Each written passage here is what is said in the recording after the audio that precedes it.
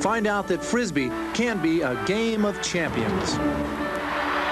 That's all right here when we cover the world of amazing games.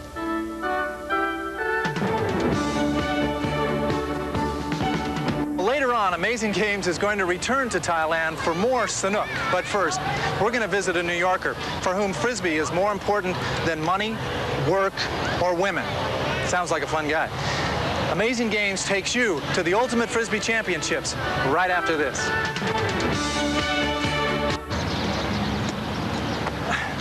One of my better catches. You know, as a wide receiver, I concentrated on only one thing, the cheerleaders. No, on catching the football. But for New Yorker Kenny Dobbins and his team of Ultimate Frisbee players, it's not that simple.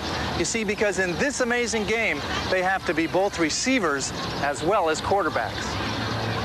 You use your fakes. You don't outrun these guys, you outsmart them. I mean, these guys are liabilities with the disc in their hands. They get it, you pressure them, and right in their face. Rise above, we're gonna rise above. Rise above, we're gonna rise above. The next person would come up, cut up the side. The next person would come up, cut up the side. Park, park! Park, park! Go out there. They're intense, fiercely competitive, abrasive, and not surprisingly, they're all New Yorkers.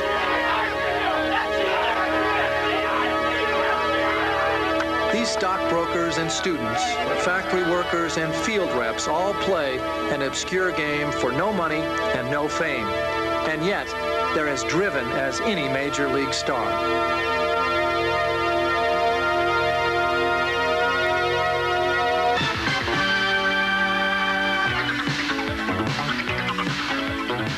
This is Ultimate Frisbee. It combines the flashing feet of soccer, the driving passes of football, the fluid moves of basketball, and the strategies of all three sports. Two seven-man teams battle it out to score one-point touchdowns by passing from player to player until the Frisbee is caught in the opponent's end zone. Right now, when people think of Frisbee, they think of the beach, they think of a dog. I'd like them to think of Ultimate. At 26, Ken Dobbins is considered one of the best players in the game today. He's out to lead his team to recapture the World Championship, which they won back in 1987. They are the New York Ultimate, shaped by the life they face every day in the world's most challenging city. People who end up choosing to live here and work here are people who can take a lot of grief, can take a lot of and still come back and give their best effort. And that's definitely a trademark of our team. We know we're the best, and we know we can make it in the toughest city and in the toughest game, and that's why we're together. So who's brave enough to referee these urban guerrillas? Nobody, that's who. Now, these players police themselves, mediating their own disputes. It's called the spirit of the game, and Ken Dobbins thrives on this atmosphere of intensity and conflict. We are a great team. We play intense, we support each other. We're going to beat anybody who comes out here. And that's this game. First point to the last, we are intense. We're more intense than they are. We are. That's simple. Today, the Ultimate team is competing in the finals of the New York Invitational Ultimate Frisbee Championship. This tournament is only a small step in their bid to reclaim the World Championship title. After a crushing defeat at the U.S. Nationals last year, they're determined to go all the way. Gotta be you, Cribber. That's all you, Cribber. There was a time when we first started playing where each of these tournaments meant a great deal leading up to Nationals. At this point, we really realize it comes down to one weekend for the whole year. So winning means we feel good now, and we'll feel good Tuesday practice, but it really doesn't mean anything in the big picture. The only thing that matters is Nationals that weekend, and that's what we're gearing up for. We win that weekend, we succeeded. We lose, we failed. There's no coddling for Ultimate players. No outside support, no glamour, no glory. The team makes its way to practice on the less than luxurious New York subways.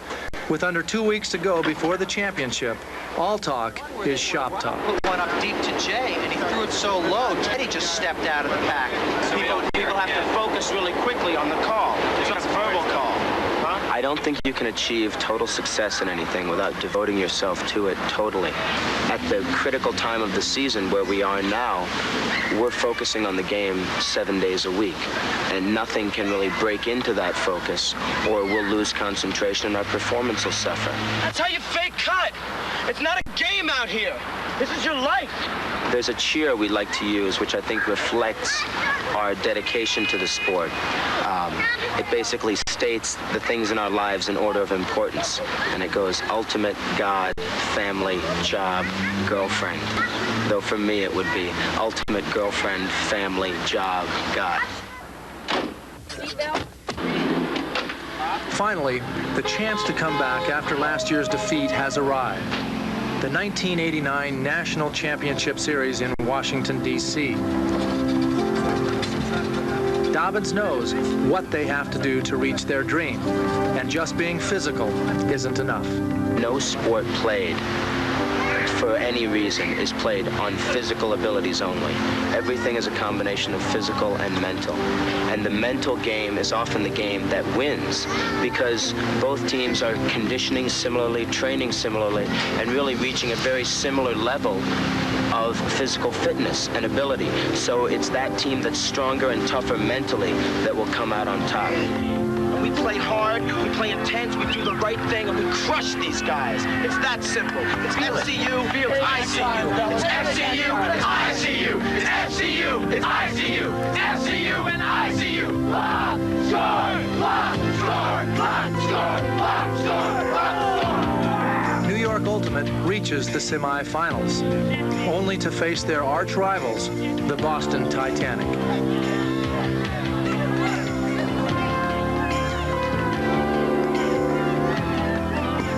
In this close game, all the players give every ounce of effort. But for the Ultimate boys from Manhattan, Dobbins pushes them to give 1 ounce more.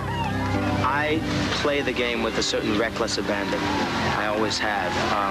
People say I have no respect for my body when I play. Maybe that's true. Really, I just play all out all the time.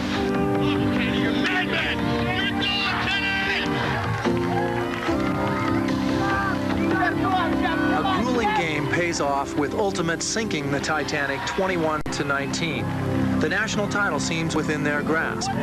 But as far as Dobbins is concerned, they're not even in the neighborhood yet. We didn't come this far to be happy now. I see anybody on my team smile, and I know they don't know what it takes. We got a long day. The team that wins that game is going to be very, very tough. If we don't have the right head, we won't take it. No mercy, no prisoners, that's the way it's gotta be. No mercy, no prisoners, righteous victory! Welcome to the 1989 UPA National Championships. We're here at T.C. Williams High School, just out of Washington, D.C. in Alexandria, Virginia. The finals.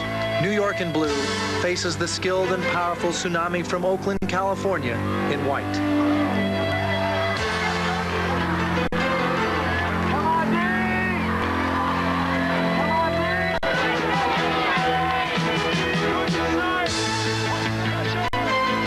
It's a replay of last year. It was Tsunami that crushed them at this same tournament, bringing their quest for the world title to a heartbreaking stop. Dobbins is out for blood. Pressure, pressure, pressure! These guys knocked us out last year. In a game we should have won, we choked it away. They beat us in '85 on this very site by 2 goals. There are a lot of scores to settle here.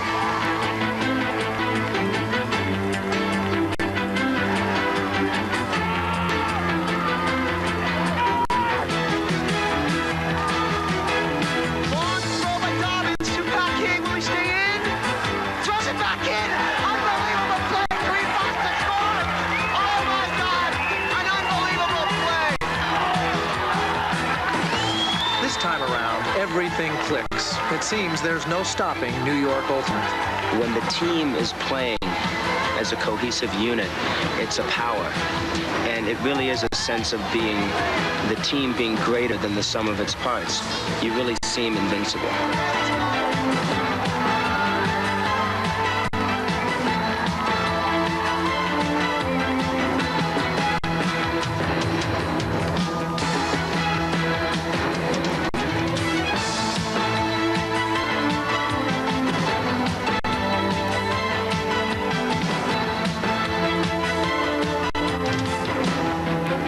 The title is theirs. New York Ultimate are the national champs, and Kenny Dobbins can finally rest. Or can he?